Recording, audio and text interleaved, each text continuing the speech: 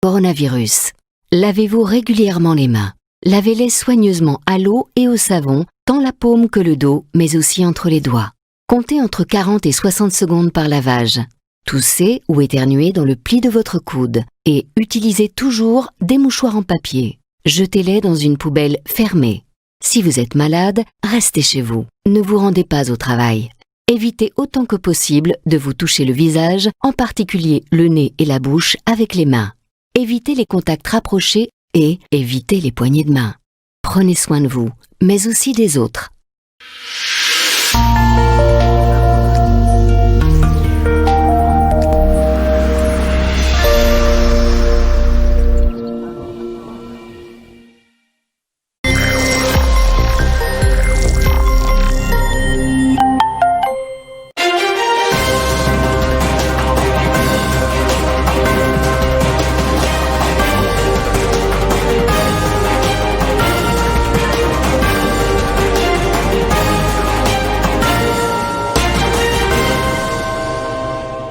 Madame, Messieurs, bienvenue dans ce journal et surtout merci de l'attention accordée. Plusieurs avenues du quartier Iwabora, dont la commune de Dilala, sont dans un état de délabrement très avancé. En l'occurrence, l'avenue qui relie ce quartier à l'aéroport national des Colosi. Les habitants de ce coin souhaitent voir l'implication des autorités compétentes. Sarah Katebi. L'exploiter reste un parcours de combattants. L'avenue d'Ilolo, la seule artère principale de la cellule Iwabora, a des rendez-vous difficiles à les surmonter. Hommes et femmes censés de se livrer à l'exercice de naviguer dans les érosions pour voir l'autre aîné de Dilolo. Nous demandons aux autorités de nous aider à réhabiliter cette route, car cette dernière date de très longtemps. Malheureusement, elle est toujours dans un mauvais état. Et pourtant, elle relie l'aéroport de Colusi au centre-ville. Et vous devez savoir que c'est une route d'intérêt public. Et aussi, notre quartier Iwabora n'est plus comme avant. Aujourd'hui, il y a beaucoup de gens qui habitent ces quartiers, que les autorités pensent vraiment à la réhabilitation de cette dernière.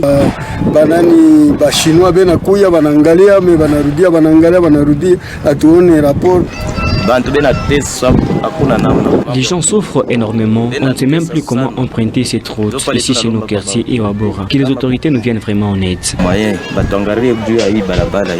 Dilolo n'est pas la seule route du coin condamnée au péril. Les avenues de Iwabora ne sont liées qu'à un fil et d'autres sans issue. À cela s'ajoute aussi le manque de la passerelle agitée sur la rivière Kabongo pour relier la cité Manika au quartier Iwabora.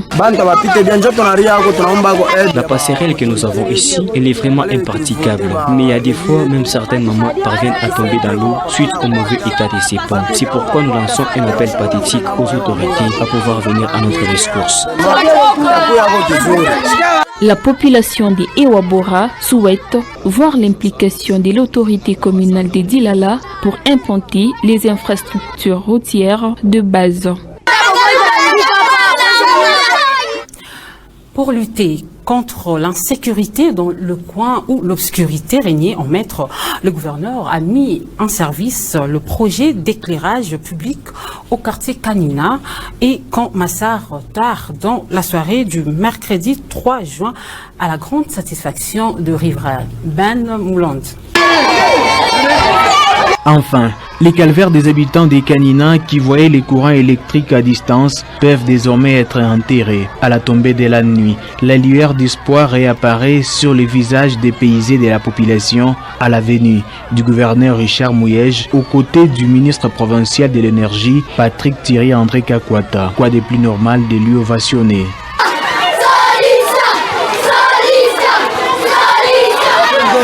Démarche rassurée, Richard Mouyej s'approche de la cabine et enclenche. Tout d'un coup, les lampes changent de couleur. La lumière arpente les grandes artères du quartier Kanina. Les habitants n'ont pas trouvé d'autres mots pour exprimer leur euphorie. Les chants peuvent parler à la place des phrases.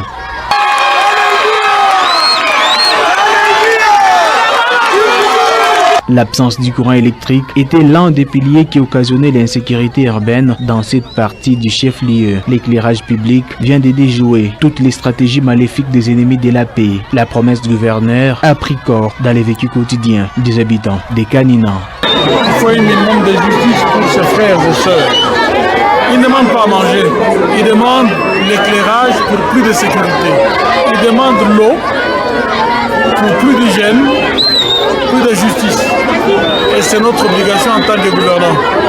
Lors de la dernière campagne, c'était parmi les promesses que nous avions faites. C'était dans les schémas de la vision de notre autorité morale. Et il fallait qu'on réalise. Et on y est.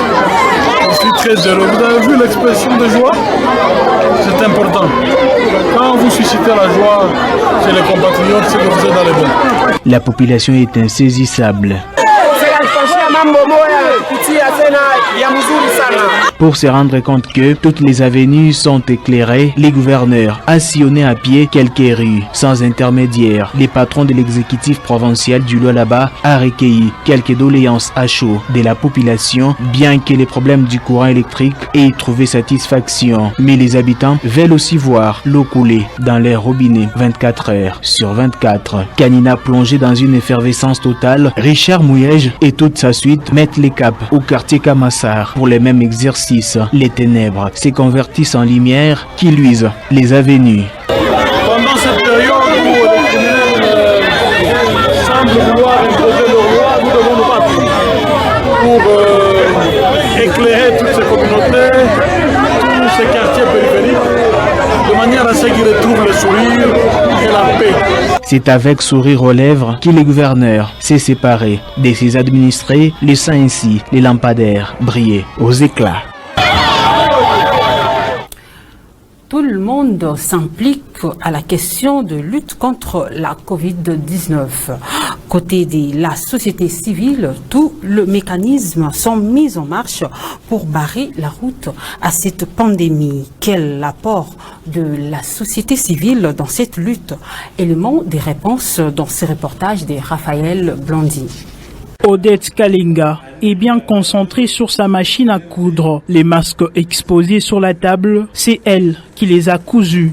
Loin d'abandonner, elle en produit d'autres. Initiative de la société civile Force Vive Coordination du Lualaba. Son atelier, c'est la salle de réunion de cette société civile transformée depuis le début de mars à l'annonce de la pandémie à coronavirus en Afrique. La société civile Force Vive s'inscrit dans le cadre de lutte contre la propagation de la Covid-19 en RDC en général et le Lualaba en particulier. Assis dans son bureau face à plusieurs dossiers, le coordonnateur de cette société civile, Félix Ntambwe Lufungula, dit être dans la sensibilisation tout en accompagnant le gouvernement provincial pour barrer la route à cet ennemi invisible qui est la Covid-19. En rapport avec la pandémie de coronavirus, au niveau de la société civile Force Vive, nous sommes engagés dans la sensibilisation de la population. Nous avions quand même vu une démarche qui avait été amorcé par le gouvernorat de la province de Lualaba pour qu'on puisse installer dans notre province, et plus particulièrement ici à Kolwezi, un laboratoire d'analyse biomédicale dans la lutte contre le corona. Quand nous avons vu cette lettre, en tant que société civile, nous avons appuyé cette démarche du gouvernorat de la province de Lualaba, en écrivant aussi au ministre national de la Santé publique à Kinshasa pour dire que, en tout cas, cette démarche-là, cette demande-là de notre gouvernement provincial est fondée, parce qu'il ne faut pas qu'à chaque fois qu'il y a un cas, ou il y a des cas suspects, qu'on prenne des échantillons ici pour les envoyer à des milliers de kilomètres à Kinshasa. Parce que suivant le cas d'évolution des malades, il peut arriver qu'au moment où les échantillons se trouveraient encore à Kinshasa, que le malade pour lequel ces échantillons ont été envoyés meurt avant que les résultats ne soient de retour. Les ONG, associations, fondations de la paix et la société civile continuent à réfléchir sur le mécanisme de lutte contre la propagation de la Covid-19 dans la province du Lualaba. En marge de l'organisation d'une journée d'exposition des activités et entreprises de jeunes du Lualaba, une réunion a été organisée ce jeudi 4 juin par le commissariat de l'entrepreneuriat des jeunes dans la salle de conférence du ministère de l'Intérieur. Plusieurs jeunes entrepreneurs ont pris part à cette réunion. Raphaël Blondy. Le gouvernement provincial du Lualaba ne cesse de réfléchir sur l'épanouissement de jeunes de cette province. Planté doléances trouve toujours des réponses favorables dans le secteur de l'entrepreneuriat de jeunes. Le défi dans la création d'entreprises reste jusque-là à relever dans le souci d'exploiter les opportunités de financement des jeunes entreprises du Lualaba, valoriser le produit de ces dernières et créer des débouchés. Une journée d'exposition sera organisée au Lualaba en date du 12 juin 2020 au site touristique Katebi. Un marché entrepreneurial y sera érigé où chaque entrepreneur pourra exposer ses activités, produits et services et pouvoir espérer un financement de la part de bailleurs de fonds et investisseurs qui seront invités. Ceci ressort de la communication du directeur de cabinet du commissariat de l'entrepreneuriat de jeunes en présence de la crème intellectuelle composée des entrepreneurs indépendants et ceux se regroupant dans des ASBL. La motivation reste d'une grande envergure du côté du gouvernement provincial. Sous le haut patronage de son Excellence, M. le gouverneur de province, le commissariat général organise en date du 12 juin 2020 une journée d'exposition de produits provenant des activités des jeunes entrepreneurs du Lualaba, ceux qui étaient financés et même ceux qui ne sont pas financés mais qui sont actifs dans divers domaines pour pouvoir mettre en exergue une sorte de lisibilité de l'entrepreneuriat de jeunes qui est déjà actif dans notre province. Je répète, l'objectif est triple. Nous voulons, par cette activité, pouvoir offrir à nos jeunes entrepreneurs une sorte d'opportunité de financement, mais aussi des débouchés de marché pour écouler leurs produits. Mais enfin, c'est pour également aider les jeunes à pouvoir valoriser leurs produits. Ce marché entrepreneurial sera une porte de sortie pour tout entrepreneur pataugeant encore dans des difficultés de réussite et problèmes financiers. Une véritable aubaine qu'offre le gouvernement provincial à l'entremise de son commissariat en charge de l'entrepreneuriat de jeunes et émergence de la classe moyenne. Et face à la situation économique actuelle où la monnaie congolaise est dépréciée, plusieurs cambistes de Kolwezi récupèrent la balle au bon port pour effectuer les opérations de change sans respect du taux fixé par la Banque centrale. Le président des cambistes en appelle à la conscience dans ce reportage de Raphaël Blondy. C'est une vitesse de croisière que connaît la dépréciation du franc congolais à ce jour. En moins de 2 trimestres, le taux d'échange du dollar américain est passé de 1600 à 1850 francs congolais pour un dollar américain. Encore que le taux de 1850 dépend d'un changeur à un autre, les uns étant plus bas, les autres au-delà de 1850. Cela, une anarchie observée dans la pratique d'échange puisque le régulateur semble ne pas s'imposer, à en croire certains cambistes. Une autre problématique dans ce désordre observé est le fait qu'aujourd'hui, n'importe qui s'improvise cambiste et fixe le taux à sa volonté. Delphin Macal, président du cambiste de Kolwezi, en appelle à la conscience de tous pour ne pas déstabiliser l'économie locale. Il ne faudrait pas hausser les prix parce qu'il y a raté ou parce qu'il y a un besoin qui est accentué. Pensons que nous avons nos autorités, nous avons notre unité de mesure qui est la Banque centrale. Nous nous référons, je demande aux cambistes de se référer pour le taux de la Banque centrale, de ne pas aller au-delà des taux qui est fixé par la Banque centrale. La variation du taux d'échange n'est pas sans conséquence sur le panier de la ménagère et sur le prix du marché. Voilà une situation ici qui fâche les uns, décourage les autres ou encore inquiète certains. La plupart de l'Alabé interrogés ne jurent que par la baisse du taux d'échange. Un autre élément dans ce journal, Le Monde célèbre ce vendredi 5 juin la journée de l'environnement. L'objectif poursuivi est de protéger la planète afin que la population vive dans un climat sain. Au Lualaba, la question sur l'environnement mérite d'être posée, surtout avec l'incident dans le village Kipepa où un hippopotame a failli ôter la vie à une femme. Le ministère provincial ayant en sa charge l'environnement revient sur le dossier suivi. Et nous, en tant qu'environnement, nous avons obligation de protéger les espèces rares, comme les hippopotames et autres. Cet mammifère, ou encore cet herbivore, constitue pour nous l'espèce rare que nous devons protéger. Effectivement, il y a eu ce qu'il y a eu. Il y a une dame dans le village de Kipepa, où moi-même j'ai fait une descente. J'ai visité autant de villages, Kachala, Kipepa et autres. Et Dieu merci, j'ai vu l'hippopotame.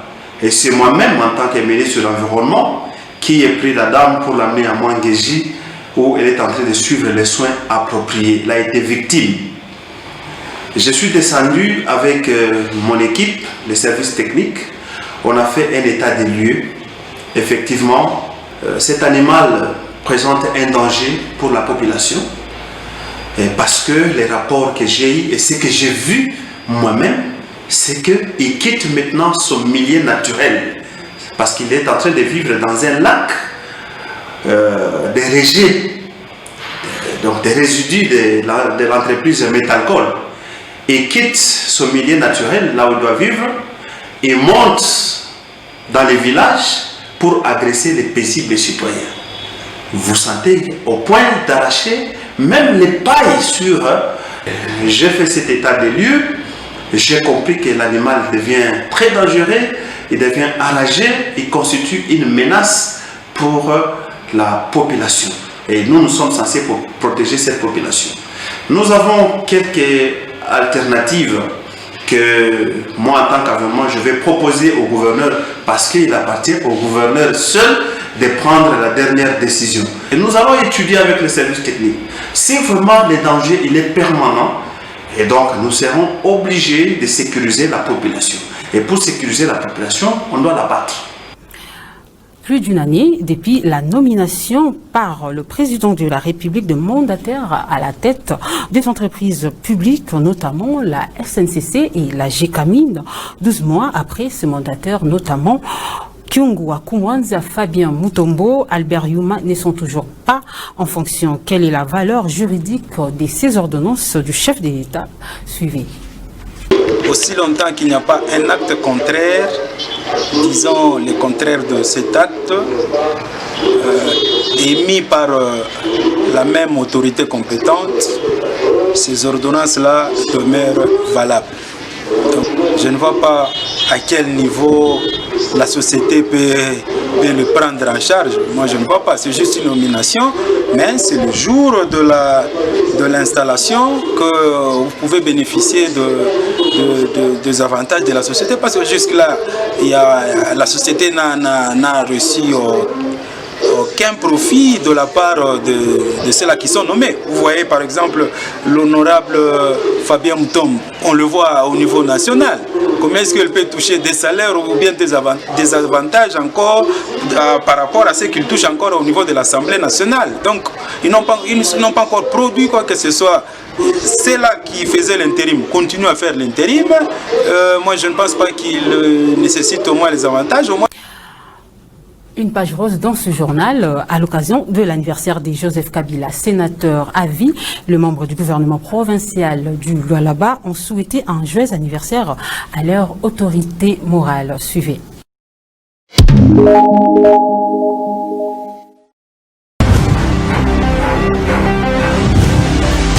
En ce jour mémorable du 4 juin 2020, date de votre naissance et celle de votre sœur jumelle, l'honorable Jeannette Kabila, le gouvernement provincial du Lualaba, dans toute sa diversité, ainsi que toutes les couches vives de la province du Lualaba, ont l'insigne honneur de vous présenter leurs vœux de paix, de bonne santé et de longévité. Par la passation pacifique et civilisée du pouvoir intervenue il y a plus d'une année, une vision pour un Congo nouveau et moderne poursuit son chemin et symbolise toutes les péripéties qui ont émaillé votre parcours depuis l'assassinat de votre père. Mouzé Laurent Désiré Kabila, jusqu'à cette période d'alternance démocratique jamais réalisé dans notre pays, la République démocratique du Congo. Oui, tout jeune, alors que vous n'aviez que 29 ans, vous aviez hérité un pays déchiré depuis août 1998 par une guerre régionale. La patrie était en danger. En bon militaire, à qui a confié une mission, vous avez accepté de partager le pouvoir en décembre 2002 pour une période de transition. Depuis 2001, vous vous êtes donné un objectif de rétablir cette démocratie via les élections. Cela a été un chemin difficile, complexe, semé d'embûches. Mais vous avez réussi le pari en restaurant la démocratie et nous vous en serons toujours reconnaissants. Et à travers vous, vos géniteurs, dans les soldats du peuple, Mouzé Laurent Désiré Kabila et votre tendre mère, Mama Sifa Maragna. Nous projetons d'envoyer une délégation auprès de cette dernière afin de lui témoigner notre gratitude pour avoir donné un fils qui a redoré le blason de notre pays, le Congo. Vous suivrez l'intégralité de cet élément après ce journal de notre page magazine. Fin de ce journal, Madame, Messieurs, merci à vous de nous avoir suivi. L'actualité se poursuit sur le www.wangou.info.